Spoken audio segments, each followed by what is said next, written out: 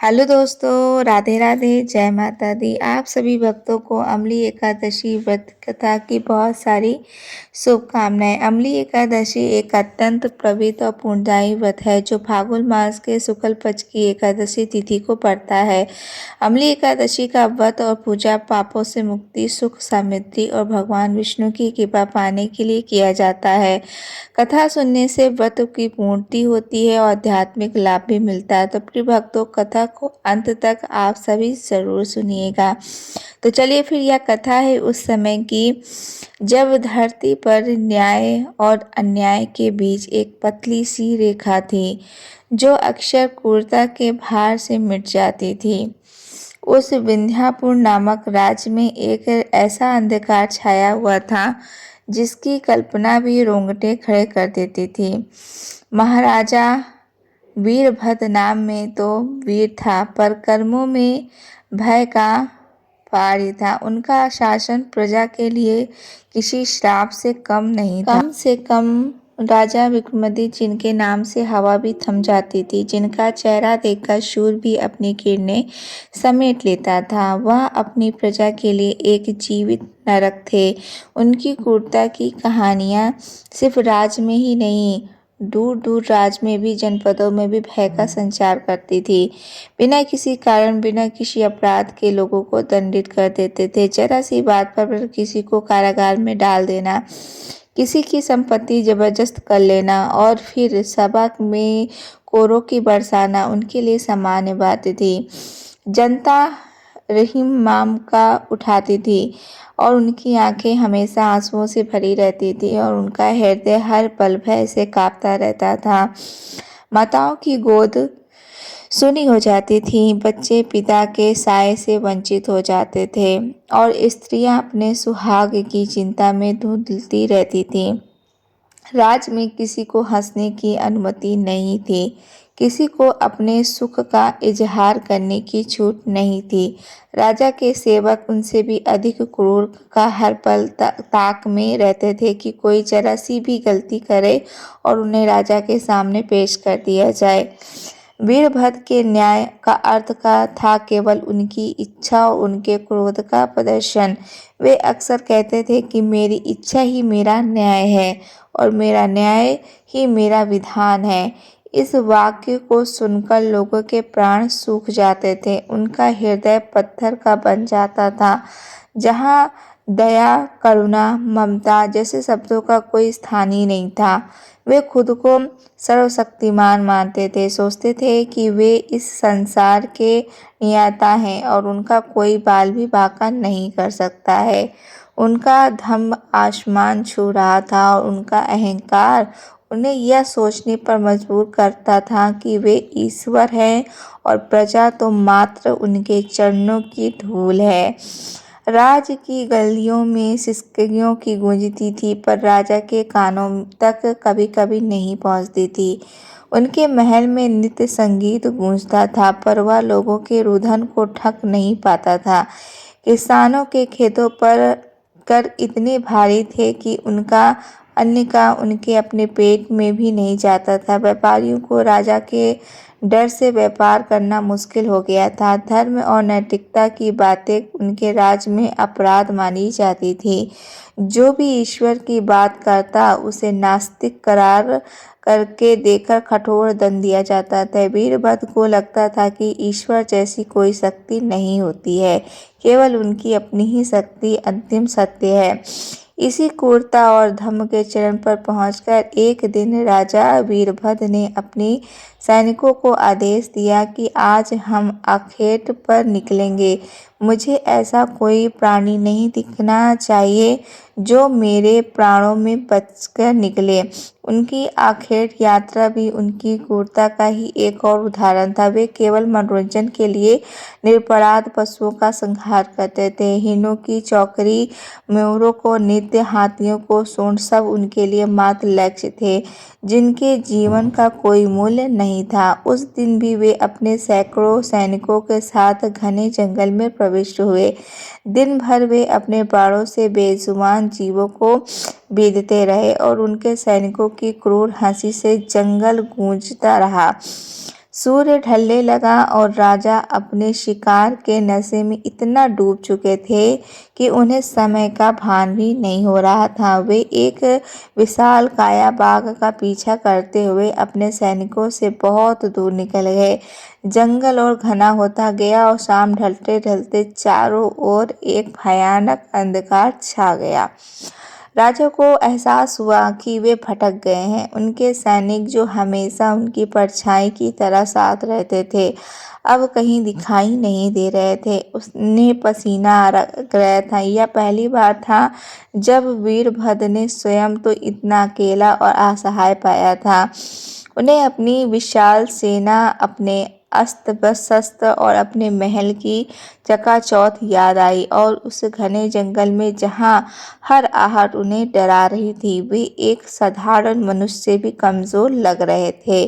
रात का घनापन उन्हें भयभीत कर रहा था। हिंसक पशुओं की आवाज़, चिंगारों की कर्कश ध्वनि और हवा की सरसराहट से उनका मन कांप रहा था। वे चलते चलते थक गए थे, प्यासे से गला सूख रहा था, भूख से पेट में ऐंठन हो रही थी।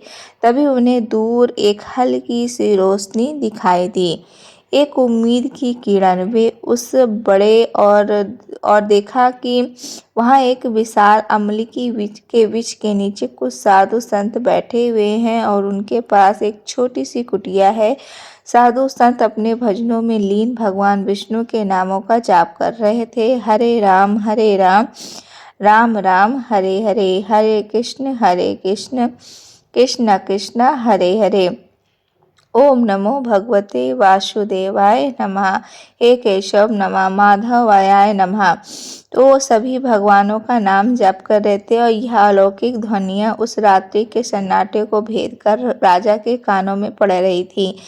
राजा ने देखा कि वृक्ष के नीचे थोड़ी सी पर अग्नि प्रज्वलित थी और कुछ भक्तगण उस अग्नि के चारों ओर बैठकर हरि का नाम और कीर्तन कर रहे थे। उनकी वेशभूषा, उनके चेहरे पर शांति और आंखों में अद्भुत चमक देखकर राजा को पहली बार लगा कि उनसे भी कोई शक्तिशाली सत्ता इस दुनिया में मौजूद है। वे थके हारे, प्यासे और भूखे होने के कारण उसी अमल एक की वृक्ष के नीचे थोड़ी सी पर छिप कर बैठ गए। उन्होंने साधु संतों को डिस्टर्ब नहीं करना चाहा और अनजाने में ही वह दिन एकादशी का था, अमली एकादशी, विष्णु पूजन का महापुनीत पर्व। राजा ने पूरे दिन अन्न का एक दाना भी नहीं खाया और जल की एक बूंद भी नहीं पी थी। इस प्रकार अनजाने में ही उनका एकादशी का उपवास हो गया था। सारी रात राजा वहीं बैठे रहे और साधुओं को भजन उनके कानों में पड़ते रहे।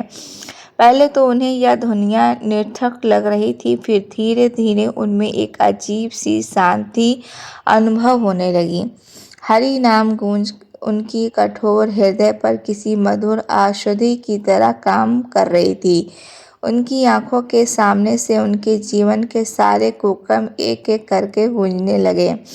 वे गरीब किसान जिन्हें उन्हें बिना वजह कोड़े लगाए जाते थे, वे बच्चों को भूख से बिलखते हुए मार गए थे, वो माताएं जिनकी गोद उन्होंने उजाड़ दी थी, वो निर्दोष प्राणी जिनका उन्होंने संहार किया था। एक एक करके हर चेहरा, हर चीख उनके मन मस्तिष्क में घूम रही थी। उन्हें अपने पापों का भार अचानक ऐसा नहीं लगने लगा था। वे कभी इधर उधर को मानते नहीं थे, पर आज इस जंगल की भयावह में साधुओं के निर्छल प्रेम और हरि नाम की दिव्यता में उन्हें किसी अलौकिक शक्ति का आभास हो रहा था। उन्हें लगा कि उनके पापों का घड़ा भर चुका है और अब उन्हें कोई बचा नहीं पाएगा। उनका हृदय पश्चाताप की अग्नि में जलने लगा। सुबह हुई, सूर्य की पहली किरणें आंवले की वृक्ष की पत्तियों को छनकर जमीन पर पड़ी। राजा विक्रमादित्य की नींद खुली और उन्होंने स्वयं को उसी स्थान पर पाया जहाँ रात भर वे साधु संतों के हरि नाम का श्रवण कर रहे थे। उनका शरीर थका हुआ था, पर मन में एक अद्भुत शांति थी। वे अजीब सा रक्तपान भी था जिसे पश्चाताप भर रहा था। साधु संत उठ चुके थे और एक वृद्ध संत ने राजा को वहां बैठे देखा। संत ने प्रेम से पूछा, वत्स, कौन हो तुम और इस घने जंगल में अकेले क्या कर रहे हो? राजा वीरभद्र, जिनके सामने कभी कोई सिर उठाकर बात नहीं कर सकता था, आज एक साधारण संत के सामने नतमस्तक हो गए। उनकी आंखों में आंसू थे जो सदियों से सूखे पड़े थे। उनका गला रुध गया और वे मुश्किल से कह रहे थे, महाराज, मैं वही अभागा पापी वीरभद्र हूँ जिसे आप राजा कहते हैं। रात भर मैंने आपके भजन सुने और मुझे अपने पापों का भान हुआ। मैं इतना क्रूर, इतना निर्दयी था कि मुझे स्वयं की घृणा हो रही है। मुझे क्षमा कर दीजिए महाराज, मुझे रास्ता दिखाइए कि मैं इन पापों से कैसे मुक्त हो पाऊँ। वृद्ध संत ने मुस्कुराते हुए कहा, पुत्र, जिस हृदय में पश्चाताप की अग्नि जल उठे वही सच्चा हृदय है। आज अमली एकादशी है, तुमने अनजाने में ही पूर्ण उपवास किया है और रात भर भगवान विष्णु का नाम का जाप किया है। भगवान की कृपा तुम पर हुई है। अमली एकादश साक्षात विष्णु का स्वरूप है और एकादशी का यह पुण्य तुम्हें अनजाने में ही प्राप्त हुआ है। जाओ, अब अपने राज लौट जाओ और अपने पापों का प्रायश्चित करो, अपनी प्रजा की सेवा करो। भगवान विष्णु सबका कल्याण करते हैं।